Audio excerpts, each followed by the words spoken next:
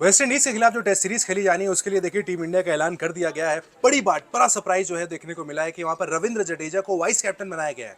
जी हाँ, रविंद्र जडेजा 36 साल के खिलाड़ी वहां पर पहली बार देखिए वाइस कैप्टन की भूमिका टेस्ट टीम में निभाते हुए नजर आने वाले हैं। करुण नायर, जिनको इंग्लैंड में मौका दिया गया था, उनको बाहर कर दिया गया है। 8 साल के लंबे इंतजार के बाद टीम में आए थे, लेकिन दोबारा उनको कंसीडर नहीं किया गया। इसके अलावा अगर आप टीम में देखेंगे, ऋतुराज गायकवाड़ फिर से एक बार नहीं है। श्रेयस अय्यर, जिन्होंने ब्रेक लिया, श्रेयस अय्यर भी इस टीम में नजर नहीं आते हैं। मंत्री सर हमारे साथ है। सर, जडेजा वाला मूव सरप्राइजिंग था? ये मुझे अभी भी समझ में नहीं आ रहा। देखो, मैं जब आपसे कई बार कहता हूँ ना कि बार बार जब एक बात कहता हूँ आपसे कि वाइस कैप्टन हमारे यहाँ एक लॉलीपॉप है, बट सीनियर प्लेयर को दे देंगे आप? आई डोंट अंडरस्टैंड मतलब क्या है। चलो ठीक है, एक देना था उनको, लॉलीपॉप थमा दिया, मतलब कुछ भी चल रहा टीम में। और मैं टीम देखो तो मुझे एक चीज और समझ में आ रहा है कि चलो प्रसिद्ध किस्म की वापसी, कुलदीप यादव को टीम में रखा गया है, मोहम्मद सिराज की वापसी हुई है, ये एक अच्छी खबर है, अक्षर पटेल की वापसी हुई है।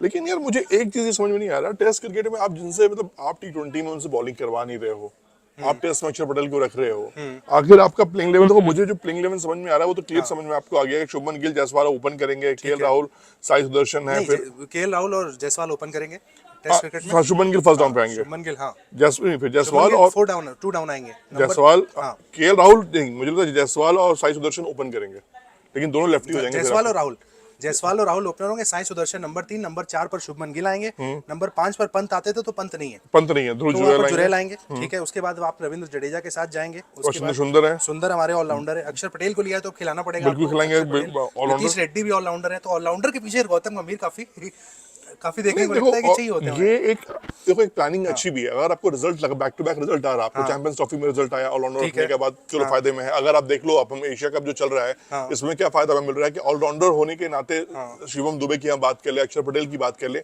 वो लोग इज्जत बचा रहे हैं। वरना आपकी स्थिति बहुत खराब है एशिया कप में। अभिषेक शर्मा के बल्ले के ने सब कुछ छुपा रखा हुआ है, बट अदरवाइज आप नेकेड हैं। लेकिन इसमें एक नाम जो और नहीं है सर, मोहम्मद शमी मान के चले करियर खत्म है अब? नहीं, मोहम्मद शमी के लिए मैं बिल्कुल कह रहा हूं कि मुझे नहीं लगता कि आप कभी टेस्ट क्रिकेट नहीं खेलेंगे। टेस्ट क्रिकेट में मुझे लगता है कि शायद वो क्रिकेट ना खेले, बिकॉज क्योंकि मतलब आप कह रहे किसी फॉर्मेट में नहीं, मुझे नहीं लगता गौतम गंभीर उनको लेके आने वाले हैं। गौतम गंभीर उनको बेहद पसंद नहीं करते हैं, उनके गुड बुक्स में नहीं है। और गंभीर की देखो 50 ओवर भी नहीं, नो चांस यार। T20 में नहीं लिया।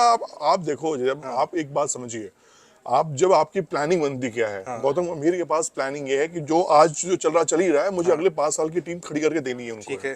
तो आपको अब मुझे नहीं लगता कि शमी भाई के लिए बहुत कुछ ऑप्शंस बच रहा है, या फिर गंभीर की प्लानिंग में या बीसीसीआई की प्लानिंग में वो है।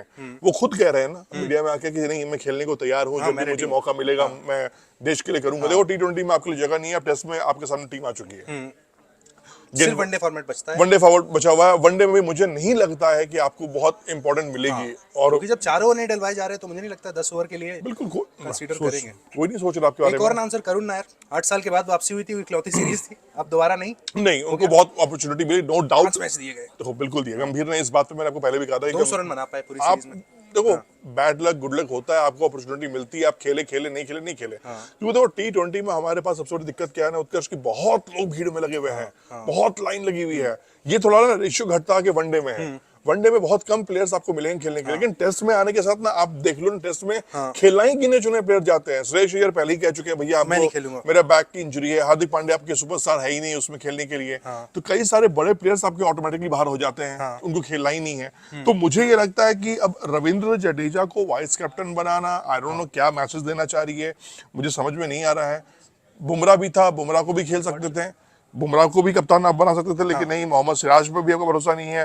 तो मुझे लगा कि शायद जडेजा को एक, चलो ठीक है, सीनियर खिलाड़ी है, अगली सीरीज में जब ऋषभ पंत आएंगे तो फिर वाइस कैप्टन हो जाएंगे। तो बिल्कुल बनेंगे वाइस कैप्टन। तो ये सिर्फ टेम्परेरी वाइस कैप्टन है। वाइस कैप्टन फिर लॉलीपॉप है, मैं कह रहा हूँ लॉलीपॉप है जो जडेजा को। पहले वाइस कैप्टन बनते थे फ्यूचर को देखकर ना, अब ऐसा नहीं है। नहीं, देखो, फ्यूचर से कोई लेना देना नहीं है। फ्यूचर से कोई मतलब नहीं। वाइस कैप्टन आपको मतलब ये दे दिया गया कि भैया आप अगले 2 मुकाबले होने वेस्ट इंडीज के खिलाफ, आप दोनों मुकाबले खेलेंगे।